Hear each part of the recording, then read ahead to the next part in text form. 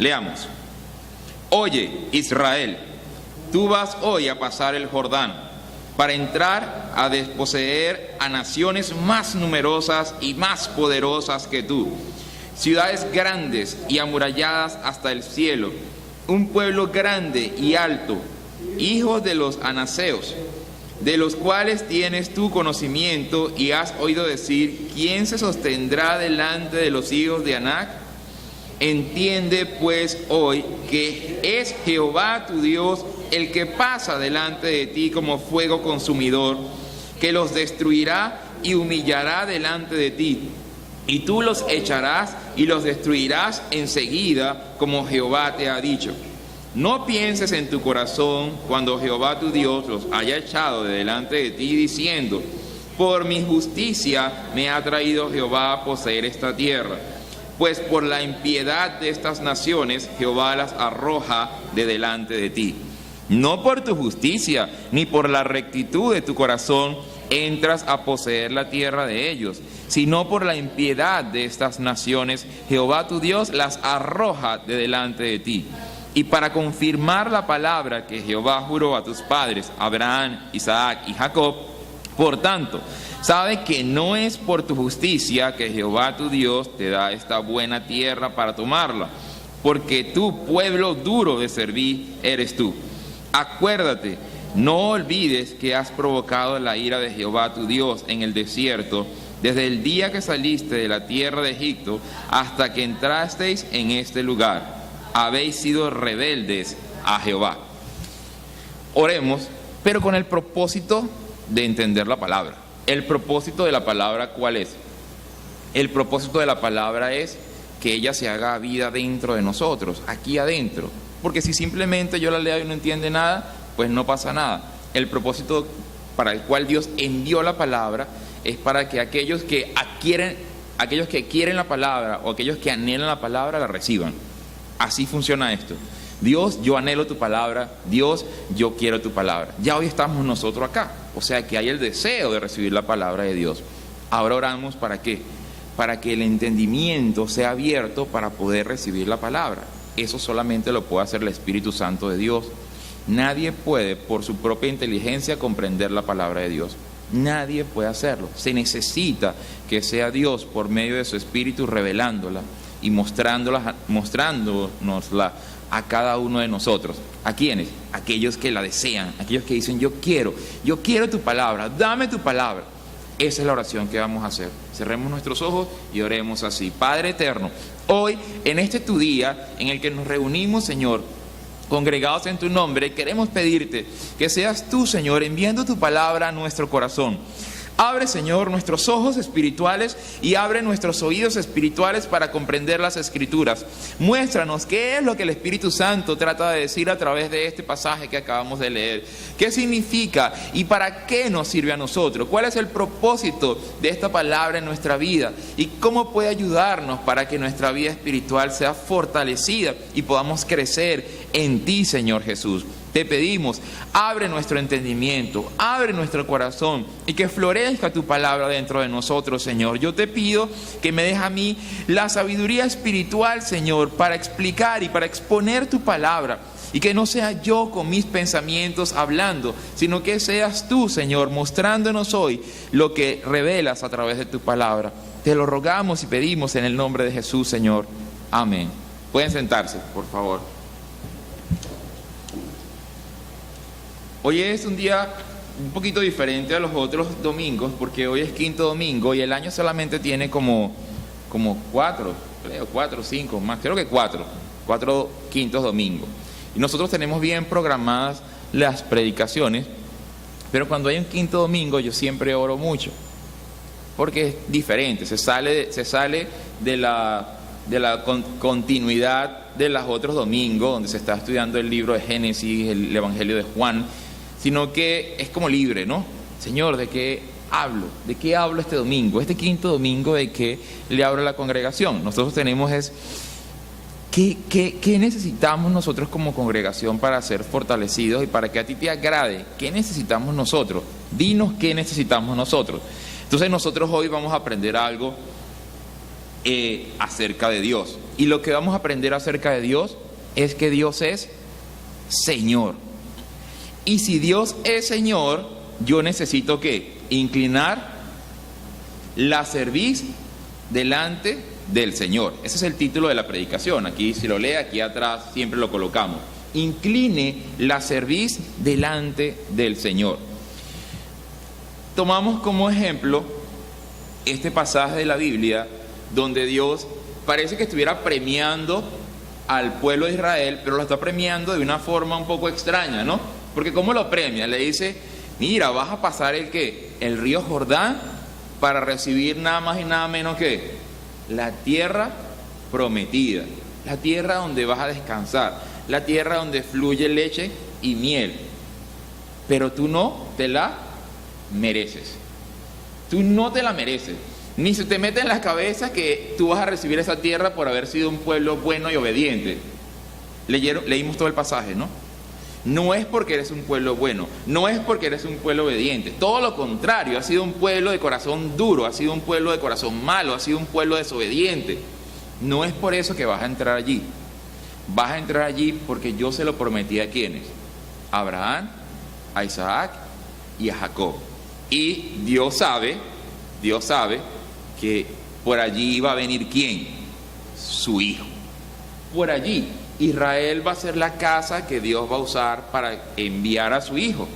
Esa genealogía hasta que llegue a su hijo, hasta que llegue a la casa, pues todo el pueblo de Israel es la nación por donde va a venir Jesús. Pero necesita una casa por donde va a nacer Jesús. Esa casa por donde va a nacer Jesús, ¿quién va a ser? Va a ser María. Desde allá, desde Abraham hasta María, es lo que Dios va a usar y toda la genealogía que Dios va a usar para enviar a su hijo Jesús. Pero nunca ha sido por la justicia de ese pueblo, nunca ha sido por lo bien que se portó el pueblo, nunca ha sido por eso, porque la tendencia del pueblo de Israel fue ¿cuál? Ponerla a cerviz de una manera muy dura y muy fuerte. ¿Qué es la cerviz? ¿Alguien sabe lo que es la cerviz? La cerviz es todo lo que cubre la cervical, todo lo que cubre esta parte de aquí arriba de nuestra columna vertebral, todo eso que está allí, el cuello, digamos, pero toda la parte donde tenemos la fortaleza que sostiene la cabeza. Por ejemplo, cuando una persona, ¿han visto esos efectos en cámara lenta de choques? ¿Y qué es lo que sufre más cuando una persona, así tenga el cinturón de seguridad? La cervical es lo que sufre más porque hay algo que se llama el latigazo.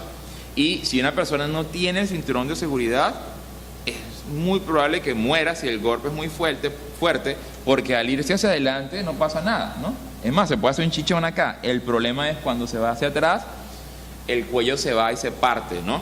Entonces, por ejemplo, algo que se hacía con las cabras y con las ovejas dentro de los sacrificios era, pues, partir, ¿no? También se hacía eso. ¿Se partía dónde? Se partía en el cuello. A las gallinas, ¿cómo se les mata? Se les parte en el cuello. Porque es un lugar que tiene dos propósitos. La cerviz tiene dos propósitos. Uno de ellos es proteger toda esta zona, proteger todos los nervios. ¿Saben cuántos nervios de conexiones respiratorias, sanguíneas y de todo tipo tenemos nosotros, de todo el cuerpo con la cabeza? Proteger todo este lugar para que la cabeza esté sostenida correctamente y todo fluya de manera natural, ¿no? Pero también tiene otro propósito: hacer que la cabeza y el cuerpo se mantengan unidos. Esos son los dos propósitos que tiene la cerviz. Vamos a leer en Segunda de Crónicas para entender por qué Dios le habla tan fuerte a este pueblo, por qué le habla de esa manera tan dura, ¿no? O sea, es como si yo te diera un regalo, y te digo, mira, este regalo es para ti, José, pero tú no te lo mereces. Lo que pasa es que yo se lo prometí a tu mamá. Era para tu mamá, pero tómalo tú porque... ¿Entiendes cómo está hablándole Dios al pueblo de Israel allí? Pasen, pero no se abomben, no se inflen, no crean que ustedes realmente se merecen esto. Les dije, Segunda de Crónicas, capítulo 36, versículo desde el 11, y veamos un ejemplo allí de qué es ¿por qué Dios le dice a su pueblo, pueblo de dura cerviz? 36, desde el 11, y leamos un poquito allí hasta el 13. De 21 años era Sedequías cuando comenzó a reinar, y 11 años reinó en Jerusalén. E hizo lo malo ante los ojos de Jehová, su Dios, y no se humilló delante del profeta Jeremías, que le hablaba de parte de Jehová. Se rebeló a sí mismo contra Nabucodonosor, al cual había jurado por Dios, y endureció su cerviz, y obstinó su corazón para no volverse a Jehová, el Dios de Israel. Esto era lo frecuente con el pueblo de Israel. Esto era lo frecuente con los que, imagínense, los reyes. Si el rey tenía esa actitud, que quedaba para el pueblo, ¿no? El rey, el que estaba encargado de hacer que el pueblo, entiendan cuál era el propósito de los reyes de Israel. El propósito de estos reyes era hacer que todo el pueblo obedeciera a Dios y fueran allí caminando con Dios hasta el lugar donde Dios los va a llevar. Ese era el propósito de los reyes. Pero los reyes a la final, cuando tenían todo el poder, ¿qué hacían? ¿Qué es lo primero que se les corrompe a alguien que tiene poder? ¿Nadie sabe? ¿Qué es lo primero que se le corrompe a una persona? Dele un poquito de poder a una persona y que se corrompe de inmediato. El corazón, de una vez. Y uno dice, pero si esta persona era dulce, si esta persona, ¿qué pasó con ella? No, se endureció. El corazón se endurece y comienza más bien a humillar a los demás. Eso es algo natural en los seres humanos. También pasaba con el pueblo de Israel. El asunto es que delante de quien ellos no se estaban humillando, era nada más y nada menos que delante de Dios. Entonces, él le dice que era de dura cerviz este rey Sedequías, porque no se humillaba delante de Dios, además se rebelaba delante de su palabra, y el corazón se le obstinó. ¿Saben lo que es una persona obstinada? ¿Qué es una persona obstinada? Una persona que no oye nada, ya no oye, no es obstinada. Tú le puedes decir, si caminas por allá te vas a caer en ese barranco, y no me importa, yo voy porque yo quiero, no me interesa escuchar a nadie. A eso se le llama poner la cerviz dura. Porque lo que le está diciendo a Dios, ustedes tienen la cerviz como un palo, ustedes no la doblan, sino que ustedes mantienen la cerviz erguida, derecha, delante de mí. Y ustedes deberían es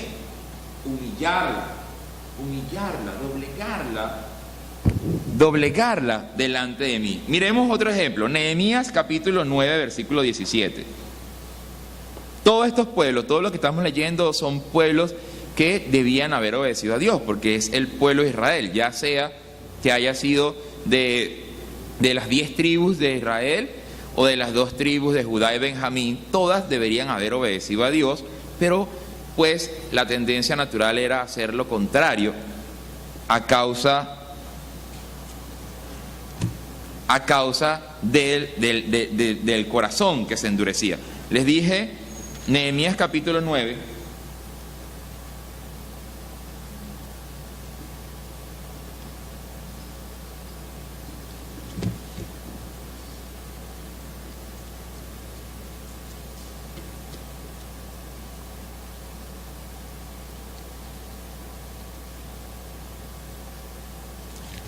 capítulo 9, versículo 17.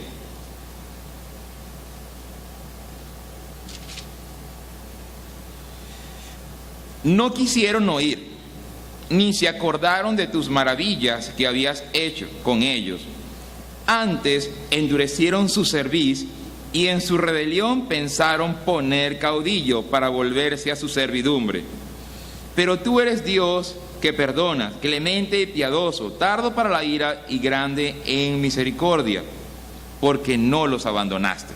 Fíjense, este versículo nos revela cómo era la relación de Dios con su pueblo.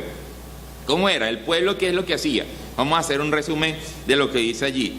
Allí dice que que no quisieron ¿qué? No quisieron oír, y además que no se acordaron de lo que Dios había hecho en sus vidas. ¿Entienden lo grave de eso? Entonces, en resumidas de cuentas, el pueblo de Israel no se humillaba delante de su Dios, se rebelaba contra lo que su Dios le decía, obstinaba su corazón, no escuchaban, no se acordaban de todas las maravillas que había hecho Dios en su vida, y por último, y la peor de todas, y vaya si estas son malas, pero había una peor. Allí dice, pensaban. Y pensaron, mire, quizás no lo va a ver ahorita, pero la gravedad de pensar cuando se es hijo de Dios. En este caso el pueblo de Israel, pero obvio que todo esto tenemos que tomarlo de acá y llevarlo ¿a dónde? Llevarlo a nuestra vida para ver si nosotros estamos teniendo una vida así como la tenía el pueblo de Israel. ¿Nos estamos humillando delante de Dios? ¿Estamos escuchando lo que Dios dice? ¿Se nos olvida lo que Dios ha hecho en nuestra vida? Pero la más grave de todas es pensar. Porque cuando dice aquí que ellos piensan, dice ellos pensaron,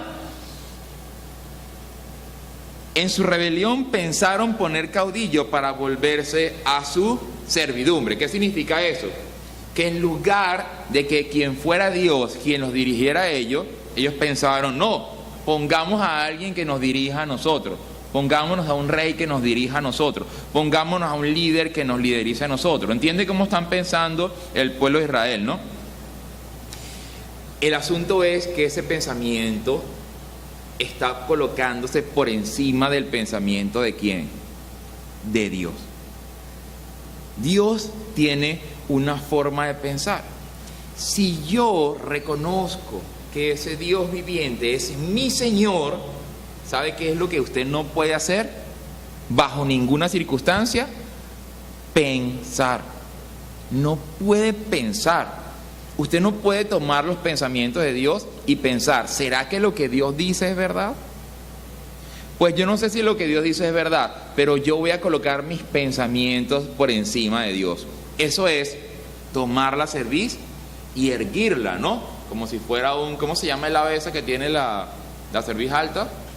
No el avestruz, la blanca pequeña, la garza, que es súper elegante y que siempre tiene su cuello alto y elevado, ¿no? Nosotros no podemos ser garzas delante de Dios. A nosotros nos toca es bajar la cabeza delante de Dios. Y que nosotros no pensemos, sino que sea Él el que piense y nosotros simplemente a lo que Él nos dice, nosotros hagamos lo mismo que hacía Jesús. ¿Qué hacía Jesús a lo que su Padre le decía? ¿Saben qué decía Jesús? Decía dos palabras. Decía sí y decía amén. ¿Le costó a Jesús decir sí y amén? Claro que le costó decir sí y amén. Pero aún así siempre dijo sí y siempre dijo amén. Y cuando le costó más que nunca decirle amén al Padre, ¿qué hizo Jesús? Oró al Padre y le dijo, Padre, esto es demasiado difícil, pero que no se haga mi voluntad, sino tu voluntad. Jesús en varias ocasiones va a decir algo. Miren, escúchenme a mí, pero lo que yo estoy diciendo no es mío. Mis palabras no son mis palabras que yo les hablo son las palabras que Dios me ha dado. Mi doctrina, mi enseñanza no es mía, mi enseñanza viene de Dios. ¿Entiende por qué Él dice sí, amén a todo lo que lo que el Padre le dice? Él está simplemente llevando todo lo que el Padre le está diciendo, llevándolo. ¿Sabe a dónde lo está llevando? Hasta la cruz lo está llevando. Por eso va a decir la Biblia en Filipenses, y se humilló hasta la muerte, y muerte de cruz, porque hasta sufrió la cruz, porque su Padre, ¿quién pensó? ¿El Padre o el Hijo? ¿Quién tuvo el pensamiento de que Jesús muriera en una cruz? ¿El Padre o el Hijo? El Padre, dice la Biblia en Isaías, el Padre lo castigó, el Padre lo levantó en un madero, el Padre fue quien le dio los latigazos, el Padre fue quien lo escupió, el Padre fue el que todo lo hizo el Padre, todo lo hizo el Padre. Castigó a su propio Hijo, y el Hijo, ¿saben qué dijo? Sí y amén. ¿Y para qué lo hizo? Para que todos nosotros, los seres humanos, podamos tener el perdón de nuestros pecados, para que nosotros podamos recibir el perdón de Dios a causa de nuestra injusticia y a causa de nuestra maldad. Miremos en Éxodo, está un poquito atrás, capítulo 33,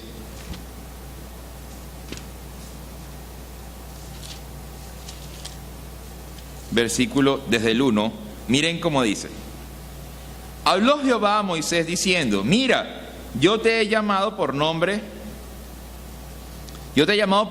a Bezaleel, hijo de Uri, hijo de Ur, de la tribu de Judá, y lo he llenado del Espíritu de Dios en sabiduría.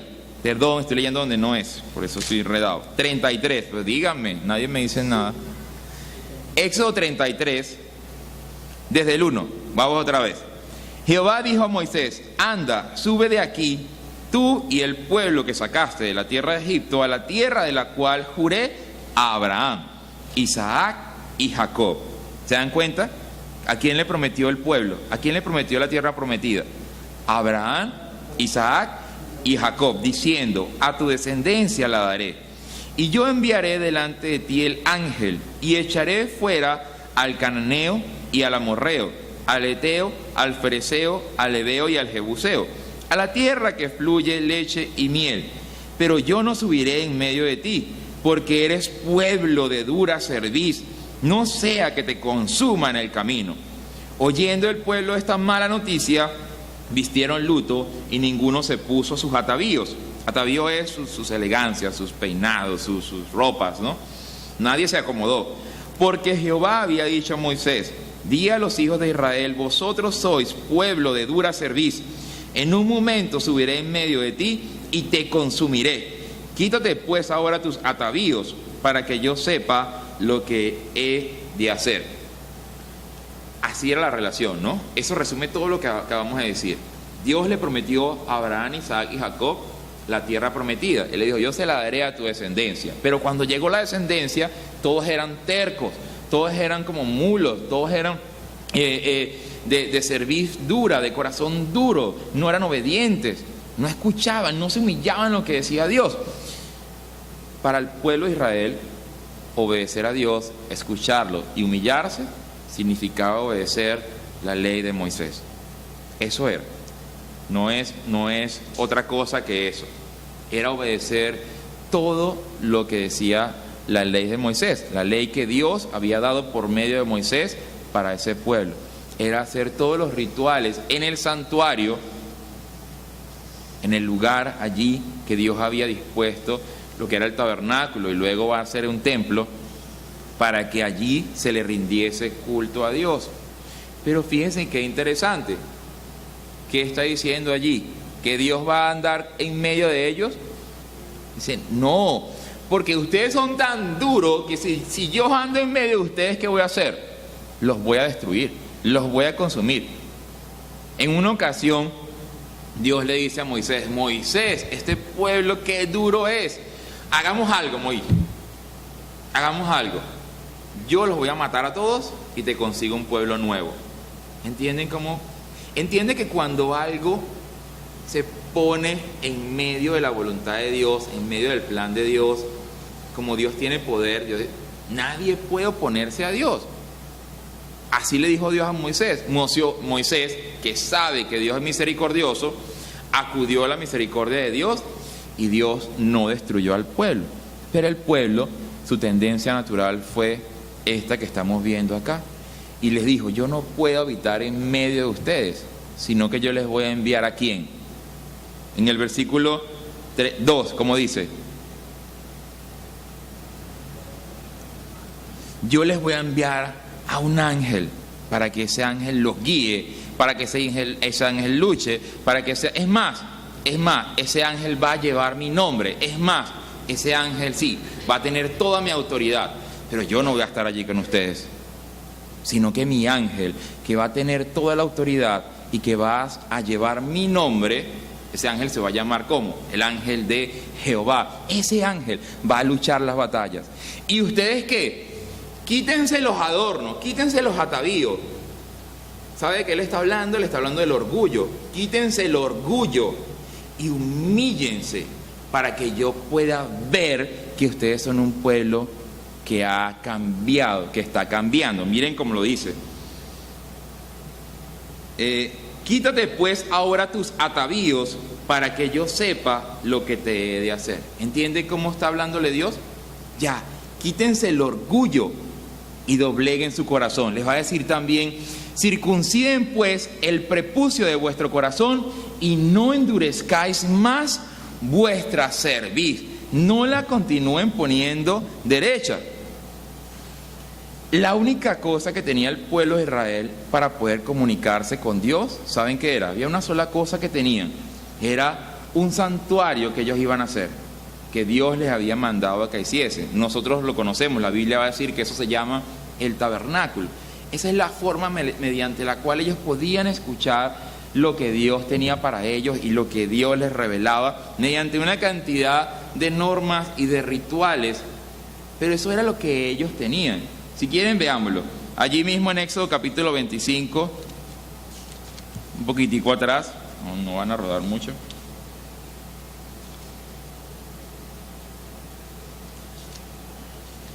Capítulo 25, versículo 8. Y harán un santuario para mí y habitaré en medio de ellos. Conforme a todo lo que yo te muestre, el diseño del tabernáculo y el diseño de todos sus utensilios, así lo haréis. Entonces parece contradictorio, pues habitará en medio de ellos o no habitará en medio de ellos. Pues Dios no va a poder revelarle nada a ellos si no es por medio del tabernáculo. ¿Y por qué estoy haciendo un énfasis en eso? Eso a nosotros ¿de qué nos sirve? Ya lo vamos a ver nosotros. Porque es totalmente diferente para nosotros. Rodemos 2 páginas hasta el capítulo 29 de Éxodo, desde el 43. Allí en el tabernáculo, allí me reuniré con los hijos de Israel, y el lugar será santificado con mi gloria, y santificaré el tabernáculo de reunión y el altar, santificaré asimismo a Aarón y a sus hijos para que sean mis sacerdotes, y habitaré entre los hijos de Israel y seré su Dios, y conocerán que yo soy Jehová su Dios, que los saqué de la tierra de Egipto para habitar en medio de ellos, yo Jehová su Dios. Entonces, ¿habitaba Dios en medio del pueblo de Israel o no habitaba Dios en medio del pueblo de Israel? Pues por medio del tabernáculo, por medio de la obediencia del pueblo, si el pueblo era obediente, entonces podía recibir la guía de Dios por medio del ángel que Dios había dispuesto para guiarlos a ellos absolutamente en todo. Pero miremos la diferencia entre el pueblo de Israel y nosotros los que hemos creído en Jesús. Segunda de Corintios capítulo 6. Vuélense hasta allá. Segunda de Corintios, capítulo 6, versículo 16.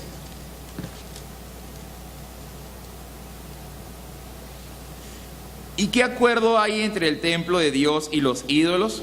Porque vosotros sois el templo del Dios viviente, como Dios dijo. Habitaré y andaré entre ellos, y seré su Dios, y ellos serán mi pueblo. Pablo está revelando lo que significaba aquello que Dios le dijo a su pueblo de Israel. ¿Hace cuánto? Hace 4000 años antes, cuando caminaban por el desierto. Así como Dios dijo, habitaré en medio de ustedes por medio del tabernáculo, así va a habitar Dios por medio de ¿quiénes? De vosotros, porque vosotros sois el templo del Dios viviente. ¿Ven la diferencia, no? El pueblo de Israel solamente tenía acceso a una edificación construida para poder recibir mediante todo un ritual de sacerdotes, sumos sacerdotes, todo lo que Dios mostraba para que ellos pudiesen caminar y no ser destruidos. Pero cuando llega Jesús, el único que no mantuvo erguida su cerviz, sino que la humilló delante del Padre, se hizo humilde hasta la muerte delante de su Padre. De allí en adelante, todos los que crean en Él se convierten ¿en qué? En el templo de Dios, donde Dios va a habitar. Yo creo que con un versículo más vamos a entenderlo, o quizás 2 versículos más. Juan 14, capítulo 23. Vamos a leerlo de Jesús, de la boca de Jesús. Él nos lo va a dejar más clarito. Juan capítulo 14, versículos desde el 23 hasta el 26. Respondió Jesús y le dijo: el que me ama, mi palabra guardará, y mi Padre le amará, y vendremos a él y haremos morada con él, y viviremos con él. El que no me ama no guarda mis palabras, y la palabra que habéis oído no es mía, sino del Padre que me envió. Os he dicho estas cosas estando con vosotros, mas el Consolador, el Espíritu Santo, a quien el Padre enviará en mi nombre, Él os enseñará todas las cosas y os recordará todo lo que yo les he dicho. Entonces, eso solamente va a ser posible para los que han recibido el perdón de los pecados. ¿Qué es lo que va a ser posible? Que el Padre y el Hijo moren dentro de nosotros. ¿Por medio de quién? Por medio del Espíritu Santo de Dios. ¿Qué es mejor? ¿Ir al tabernáculo o que Dios more dentro de mí por medio de su Espíritu Santo? Obviamente que nosotros, la casa de Dios, el templo de Dios, como leímos ahorita, vosotros sois el templo de Dios. ¿Vosotros quiénes? Vosotros los que han creído en Jesús, los que creyeron en la obra de Jesús, los que reconocen que Jesús perdonó sus pecados, vosotros sois el templo donde viene a morar Dios por medio del Espíritu Santo. ¿Entiende el tamaño de esto? Ahora, ¿por qué estamos haciendo mención de estas cosas? Porque nosotros no tenemos excusas para endurecer nuestro cuello delante de Dios. Porque ya Dios ha revelado su palabra, porque ya Jesucristo vino. El pueblo de Israel está en una condición completamente diferente. Debieron haber obedecido a Dios también. Pero nosotros ya tenemos al Espíritu Santo guiándonos. Nosotros ya tenemos el perdón de los pecados. Nosotros ya tenemos la Biblia completa. Nosotros ya tenemos la revelación aquí para nosotros simplemente creer lo que está diciendo la Biblia. Como le decía, ¿se acuerdan de Esteban, el que está muriendo? Esteban, el que está muriendo apedreado por Pablo y el pueblo y los fariseos. Les dice así: duro de servir e incircuncisos de corazón y de oídos, vosotros resistís siempre al Espíritu Santo como vuestros padres, así también vosotros. Eso es lo que Esteban le va a decir cuando ellos están allí, que él está hablando acerca de Jesucristo y ellos no quieren creer en Jesucristo. Él le dice: ustedes son duros de servir y ustedes resisten al Espíritu Santo. Lo resisten, ustedes no se quieren dejar guiar por el Espíritu Santo y ustedes son incircuncisos de oído y de corazón. Ustedes no quieren doblar su corazón delante de lo que Dios tiene. Ustedes no quieren, sino que ustedes colocan sus propios pensamientos por encima de Dios. Ustedes creen que lo que ustedes piensan es lo que está correcto. Isaías va a decirlo así. Isaías va a decir: porque por cuanto conozco que eres duro y barra de hierro tu cerviz y tu frente de bronce. Imagínense lo duro de eso, ¿no? Barra de hierro es tu ¿qué? Tu cuello. Y como tu cuello es tu columna vertebral es una barra de hierro, no la puedes ¿qué? No la puedes doblar. Y tu frente es de ¿qué? De bronce. O sea, tú no permites que los pensamientos de Dios entren. Jesús va a decir: los pensamientos de Dios el Padre, ¿dónde están? ¿Qué va a decir Jesús? ¿Dónde están los pensamientos del Padre? ¿Dentro de quién? Dentro de Él. Dentro de Él. En lo que leímos ahorita en Juan 14. Por eso dice, miren, mis palabras no son mías, mis palabras son del Padre que me envió. Pero ustedes no quieren escucharme. Ustedes no quieren escucharme. Muchas veces nosotros, aún creyendo en Jesús, colocamos nuestros pensamientos por encima de los pensamientos de Dios. ¿Y saben qué es eso? Eso se llama, ¿saben cómo? Pecado. Eso es pecado. Colocar nuestros pensamientos por encima de los pensamientos de Dios, eso es orgullo. Eso es delante de los ojos de Dios, tal cual como le habló a su pueblo Israel. Tal cual como le habló a su pueblo Israel. Pero nosotros ya tenemos la palabra de Jesús, nosotros ya tenemos la palabra del Hijo, nosotros ya tenemos el secreto del Padre, va a decir la Biblia. El secreto del Padre que se lo contó a su Hijo vino y nos lo contó a nosotros, para que nosotros, ¿qué?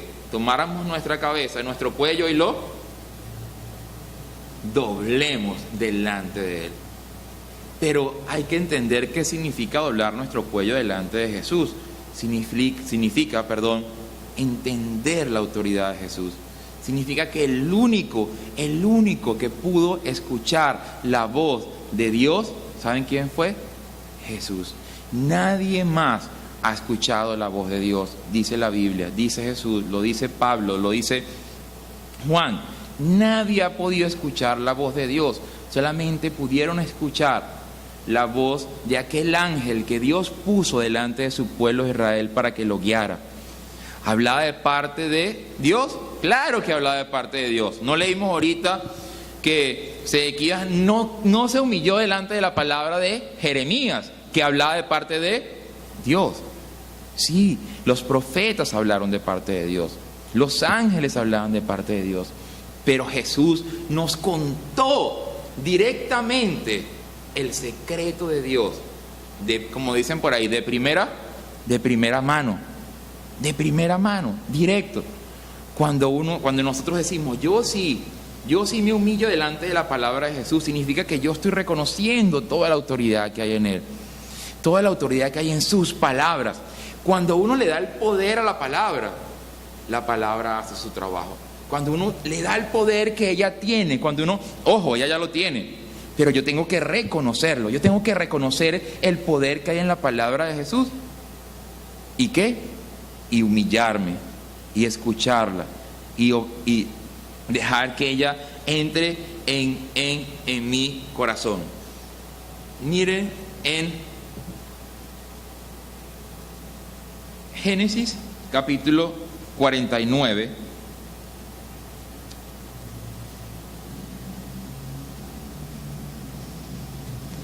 ¿Se acuerdan? Abraham, Isaac, Jacob. Jacob va a tener, ¿saben cuántos hijos? 12 hijos. Esos 12 hijos van a ser las 12 tribus de Israel. Las 12 tribus que se van a descarrilar, pues lo que hemos estado leyendo en esta mañana.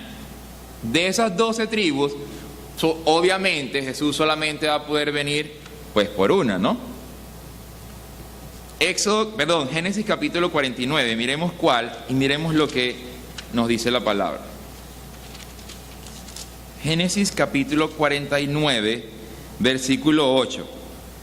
Pues, antes de leer allí, si ustedes leen todo el capítulo 49, es muy chévere, leanlo porque es lo que Jacob está hablando acerca de sus hijos, ¿no? No podíamos decir que es la bendición de Jacob a sus hijos porque a unos le dicen unas cosas horrorosas. Entonces él está hablando. Y llamó Jacob a sus hijos y dijo, juntaos y declararé lo que ha de acontecer en los días venideros. Rubén, tú eres tal. Simeón y Leví, ustedes son tal. Y así va, ¿no?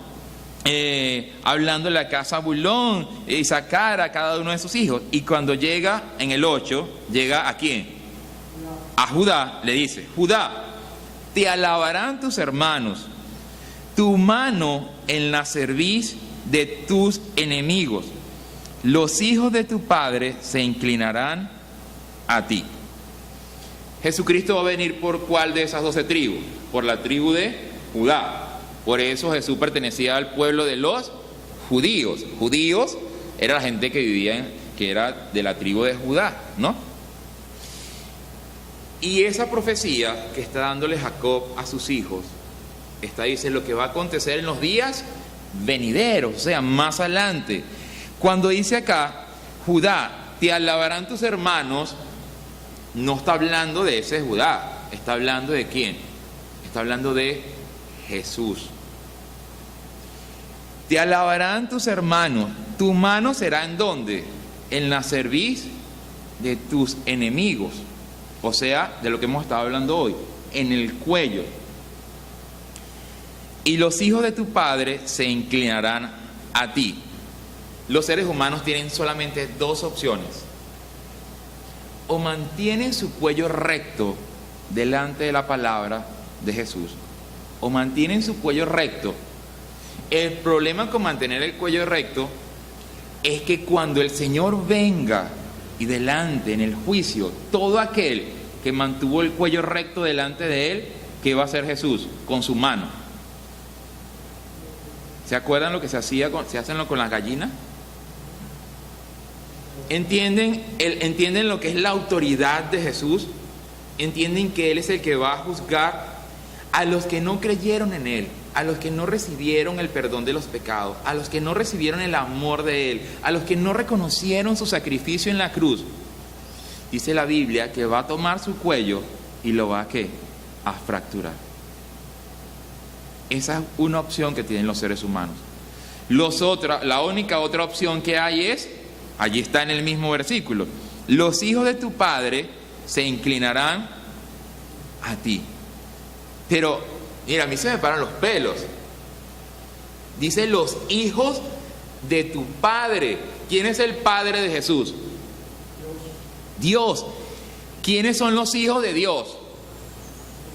Nosotros los que hemos creído en Él. Dice la Biblia, y a los que creyeron en tu nombre, Dios les dio la autoridad de ser llamados hijos. ¿A todos los seres humanos? No.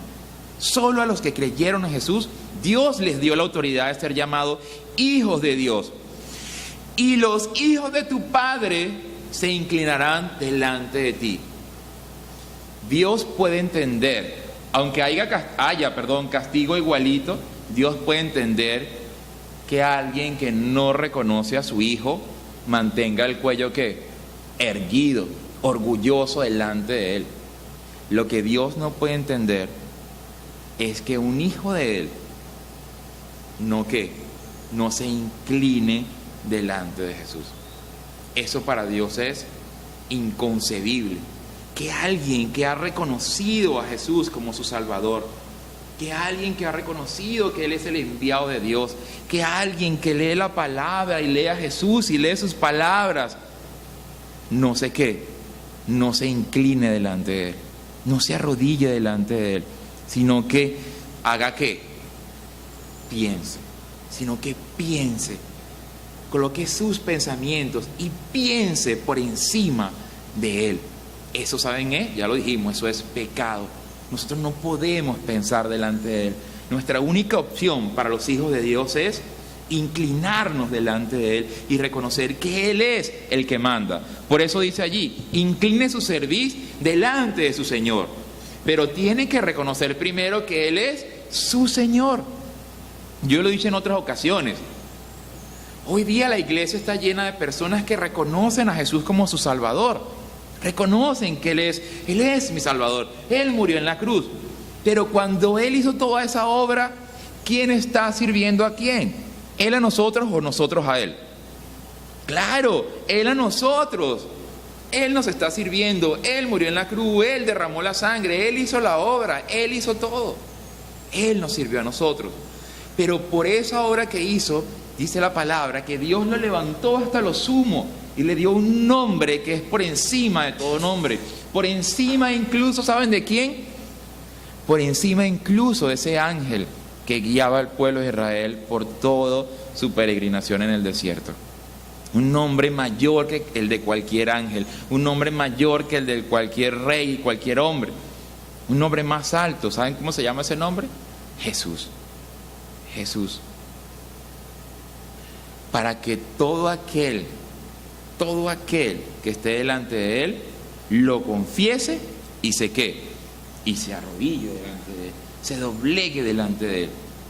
Eso es lo que Dios sí entiende, pero Dios no entiende que nosotros a estas alturas del partido sigamos colocando nuestros pensamientos por encima de la palabra de Él. ¿Qué tiene que hacer? Leerlo a Él, conocerlo a Él. ¿Sabe quién va a luchar las batallas de nosotros? ¿Nosotros o Él? Él las va a luchar en nosotros. Esto se oye, sí, se oye bonito, pero es difícil. Pero no es difícil. No es difícil, porque Él está diciendo, lleven mi carga. Lleven mi carga, porque mi carga es ¿qué? Suave y ligera. O sea, no lleven la suya, no piensen ustedes, porque si piensan ustedes se estrellan. Si piensan ustedes se van a estrellar, todos van a terminar estrellados.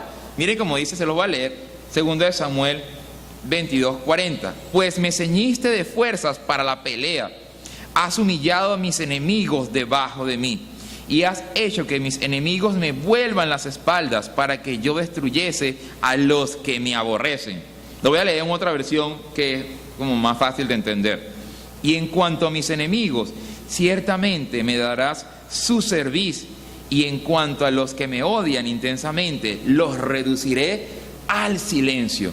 ¿Entiende que la Biblia no está juzgando la gravedad de no arrodillarse delante de Jesús? Como ellos colocaron sus pensamientos, sus ideas por encima de su palabra, o sea, colocaron su voz por encima de la palabra de Jesús, ¿a qué los va a reducir Jesús en el día del juicio final? Al silencio, para que no hablen. ¿Saben cómo se hace eso? Agarre, voy a usar el mismo ejemplo para no usar un ejemplo humano, agarre una gallina que esté cacaraqueando y chillando como una loca, pártale el cuello, inmediatamente es que cesa la voz. Porque por allí va a pasar ¿qué? Por allí va a pasar lo que produce que yo hable. Pero cuando el cuello es fracturado, ¿qué es lo que se va a escuchar? Silencio. Eso es para los que no se arrodillaron a Jesús. Pero nosotros, como hijos de Dios, tenemos el deber, la responsabilidad de conocerlo a Él, de conocer sus palabras. Miremos Jeremías capítulo 3. Eso es con los que no se inclinan delante de Él. Pero ¿qué hace con los que se inclinan delante de Él? Porque la idea acá es que nosotros más bien nos motivemos a arrodillarnos a la palabra de Jesús. Jeremías capítulo 3.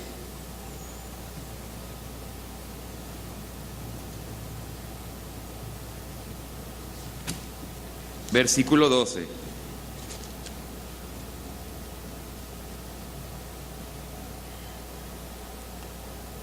Del 12 al 14. Ve y clama estas palabras hacia el norte y di: vuélvete, oh rebelde Israel, dice Jehová, no haré caer mi ira sobre ti, porque misericordioso soy yo, dice Jehová, no guardaré para siempre el enojo.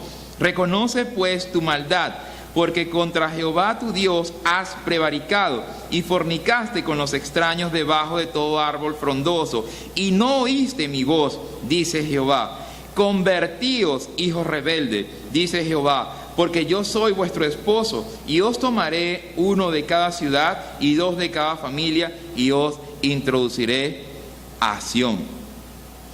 Y os daré pastores según mi corazón, que os apacienten con ciencia y con inteligencia. ¿Entienden cómo es este asunto? ¿Qué es lo que tenemos que hacer nosotros? Siempre que dice allí: convertíos, hijos rebeldes, acérquense a Dios. Santiago va a decir: acérquense a Dios y Él se acercará a vosotros. Pero está hablando a la iglesia, está hablando a los que ya son hijos, está hablando a los que a causa de sus propios pensamientos se han alejado de Dios. Mientras más piense, mientras más pensamiento coloque por encima de Jesús, más se va a ¿qué? Más se va a alejar. ¿Cuál es el problema? Vamos al capítulo 32 de Jeremías. ¿Cuál es el problema con nosotros, con los creyentes que no queremos Jeremías capítulo 32, versículo 23 y 32, versículo 33 y versículo 34. Y me volvieron la cerviz y no el rostro. Y cuando, y me volvieron la cerviz, ¿no? Ellos debieron haber hecho esto, pero ¿qué hicieron? Hicieron esto. O sea, tenían que haberle dado ¿qué? El rostro, pero en lugar del rostro se voltearon y dejaron de escuchar al Dios que los guiaba. Leo otra vez. Y me volvieron la cerviz y no el rostro. Y cuando los enseñaba desde temprano y sin cesar, no escucharon para recibir corrección. Antes pusieron a sus abominaciones en la casa en la cual es invocado mi nombre, contaminándola. Entienda que esto se lo está diciendo Jeremías al pueblo de Israel. ¿Cuál era la casa de Dios? El tabernáculo o el templo, ¿no? Para la época de Jeremías, el templo.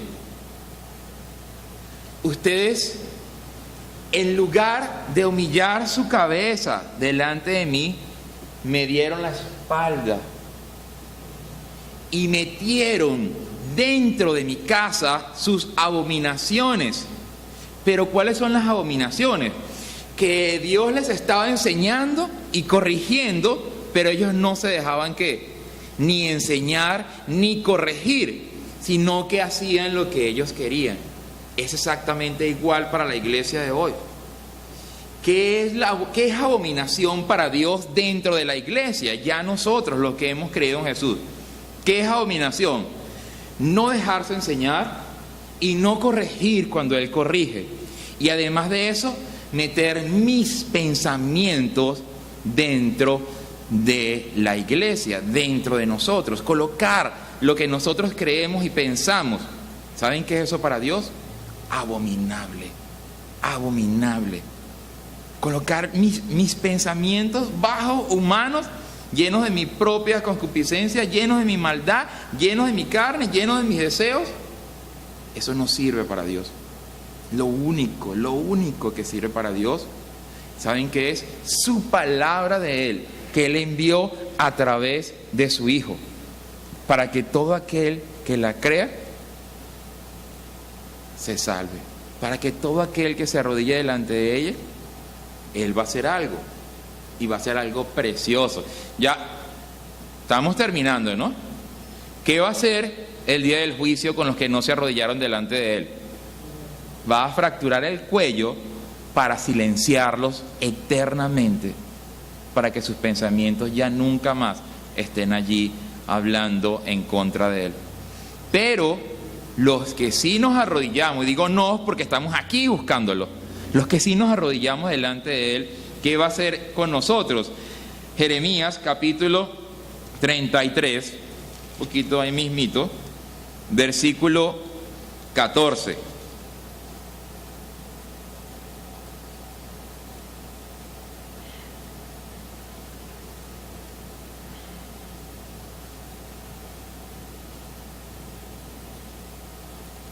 Ya va, Jeremías capítulo 33, 13, versículo 13, un poquito más arriba.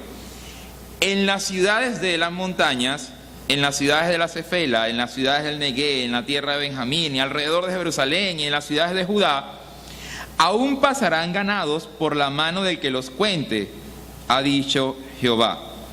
He aquí vienen días, dice Jehová, en que yo confirmaré la buena palabra que he hablado a la casa de Israel y a la casa de Judá.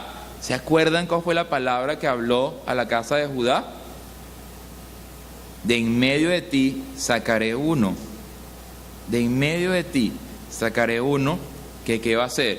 A sus enemigos les va a partir la cerviz, pero a los que se inclinen delante de él, ¿qué los va a hacer? Lo acabamos de leer en el versículo 13.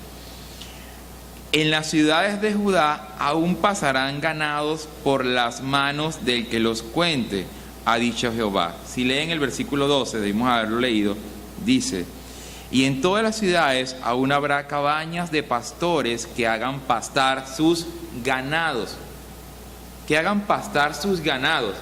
¿Entienden la belleza de esto, no? en los tiempos futuros, está hablando de qué tiempo. Está hablando de este tiempo, porque ya vino Jesús.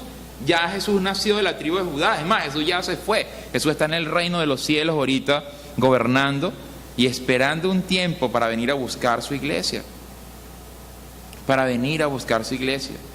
Y aquellos que se humillaron delante de Él, aquellos que se doblaron, aquellos que quisieron oír, ¿entiende? Aquellos que quisieron oír la voz de Jesús, aquellos que sometieron su corazón a su propio orgullo y dijeron: yo sí quiero escuchar la palabra de Él. Yo sí quiero saber qué tiene Él que decir. Yo sí quiero saber si mis pensamientos no sirven. Pero si los que sirven son los de Él, entonces yo doblego mis pensamientos delante de Él. Dice la Biblia que los pasará ¿por dónde? Por su mano. Los pasará por su mano. Los contará. ¿Y sabe para qué el pastor pasa la oveja por su mano? Para examinarla, para escudriñarla, para sanarla, para curarla. Hoy en la mañana cuando llegué, el vigilante al frente siempre me saluda, y yo me saludo: ¡ah, vecino! Y estaba frente a la reja. Y yo me dice: aquí estoy, echándole aceite a estos candados. Porque los candados estaban, ¿qué? Se oxidan con el uso, con el tiempo. Y además me dice eso: ese es mi trabajo. Eso es parte de mi trabajo. Yo no le dije nada, eso me lo está diciendo él. Eso es parte de mi trabajo y por eso yo lo hago. Echarle aceite a los candados para que los candados funcionen bien. ¿Entiende que eso es lo que hace Jesús cuando nosotros nos arrodillamos delante de su palabra? Él nos va a revisar, nos va a examinar y nos va a echar aceite. ¿Para qué? Para que nosotros funcionemos, para que nosotros... Pero eso lo va a hacer ¿con quién? ¿Con todos? No, solamente lo va a hacer con los que se acercan a Él y quieren someterse a Él, someterse a sus palabras. Yo sé que se oye rudo, pero lo que yo les estoy diciendo hoy aquí es que dejen de pensar, y no porque yo lo diga, sino porque lo dice la Biblia. Vamos a 2 de Corintios, capítulo 10.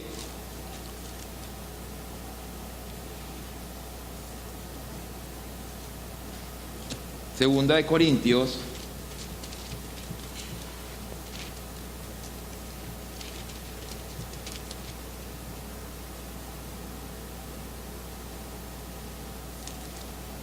capítulo 10, versículo desde el 3.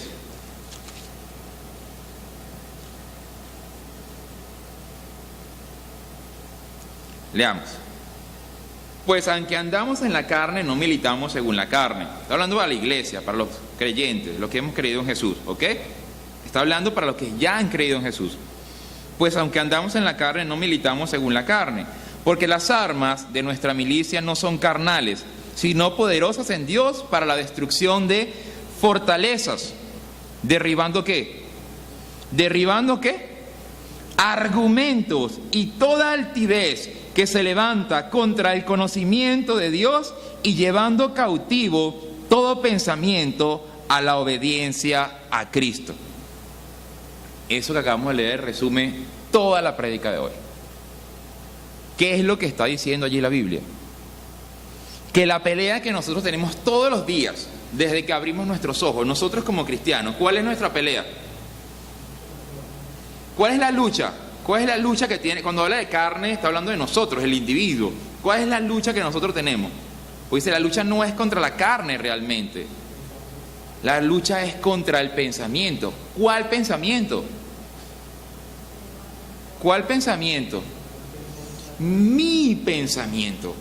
¿Entiende que esa es nuestra lucha como cristianos? Porque nosotros siempre vamos a querer colocar nuestros pensamientos, nuestra forma de pensar, lo que me dijeron, el lugar donde crecí, el país donde crecí, la religión donde crecí, lo que me dijeron en la iglesia, lo que me dijo el pastor, lo que me dijo el hermano. ¿Saben qué? Nada de eso sirve. Nada de eso sirve. Ninguna de esas cosas sirve absolutamente. ¿Saben qué? ¿Para qué? Para nada. Lo único que sirve es Él. Por eso dice, nuestra lucha no es contra la carne. Nuestra lucha todos los días es contra nuestros pensamientos, derribando ¿qué? Todo argumento Mientras más argumentos usted ponga delante de la palabra, y es esta imagen, su frente se le está poniendo ¿de qué? De bronce. Ah, ¿se acordaron? ¿Están oyendo? De bronce, dura. La lucha verdadera de un cristiano es contra sus propios pensamientos, derribando ¿qué? Toda altivez. ¿Entiende qué es la altivez? ¿Se acuerda del qué? Del cisne, del ganso, ¿cómo es?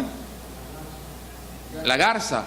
Derribando toda altivez, todo orgullo que se levanta en contra del conocimiento de Dios. ¿Entiende que aquí está hablando de algo tan real? Está hablando de mis pensamientos, que cuando yo coloco mis pensamientos por encima del pensamiento de Dios, ¿qué es lo que estoy haciendo? Desobedeciéndolo a Él. Y entonces, ¿qué es lo que tengo que hacer? Llevando cautivo todo pensamiento a la obediencia a Cristo. O sea, que todo lo que yo piense, si el Señor me dice que es otra cosa, ¿qué hago yo? Obedezco. Obedezco. Si el Señor me dice, vaya y haga, vaya y sane a los enfermos en mi nombre, ¿Él se equivocó? No. ¿Entienden que Él no se equivoca? ¿Entienden que su palabra no pasa? Y entonces, ¿qué hago yo cuando yo no comprendo la palabra? O cuando la palabra no se ha hecho vida en mí. Él dice algo y eso no se ha hecho vida en mí. Dice, oye, pero es que lo que Él dice, tengo dos opciones. Levantar el cuello. No, es que, ojo, hay montones de creyentes que van a decir, no, es que Jesús se equivocó. Así. O no, es que lo que Jesús dijo, ya que, ya pasó. Lo que Él dijo, ya eso pasó. Ya eso no es así. ¿Usted entiende lo que es decirle a Jesús que su palabra pasó? Cuando Él mismo dijo, el cielo y la tierra pasarán, pero mis palabras no pasarán. Mire, hay que ser bien valiente para pararse delante de Jesús a decirle en su cara que lo que Él dice no es así. Mire, yo no sé de dónde la gente puede sacar esa valentía, yo no la tengo y no la quiero tener. No la quiero tener. Prefiero decirle, Señor, perdóname porque tu palabra no se hace vida en mí. Y arrodillarme y postrarme a tierra y decirle, Señor, ayúdame, ayúdame, ayúdame, ayúdame. Él lo hizo cuando le costó ir a morir en la cruz por nuestros pecados. Él oró, Señor, ayúdame, Padre, ayúdame. ¿Y saben qué hizo el Padre? Dice la Biblia que envió un ángel del cielo para darle fortaleza, porque no estaba fácil. Entiende que nosotros podemos acudir a Dios, Señor, ayúdame a entender tu palabra, ayúdame a entender, ayúdame a saber si lo que yo escuché hoy es cierto, Señor. Muéstrame tu palabra. Pero mi recomendación muy personal, mía, nunca se pare delante de Jesús a decirle que lo que Él dice no es verdad.